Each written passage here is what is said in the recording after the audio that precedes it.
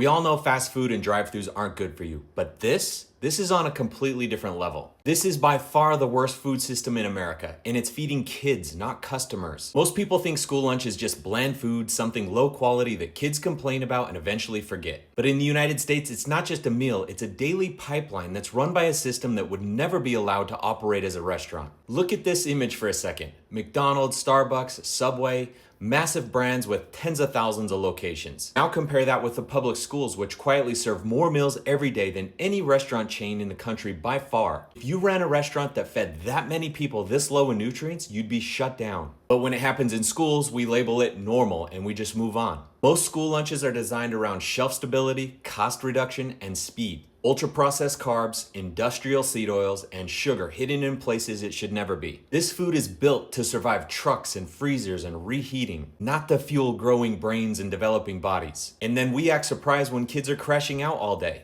We wonder why attention problems are rising and why metabolic disease is showing up younger and younger, even in families that are trying to do the right thing at home. For millions of children, this isn't just lunch. This is breakfast and lunch, 5 days a week, 9 months out of the year. For some families, it's the most consistent food that their child eats that day, which means the system is shaping their biology before it can even shape their grades. You can't build resilient minds on food that's built for profits and convenience. And you can't outsource children's nutrition to the same supply chain that created the ultra-processed crisis in the first place. This isn't about blaming teachers or parents. It's about admitting that the largest restaurant chain in America is feeding our children with meals that adults would never accept themselves. Until that changes, we're not just failing kids academically, we're failing kids biologically.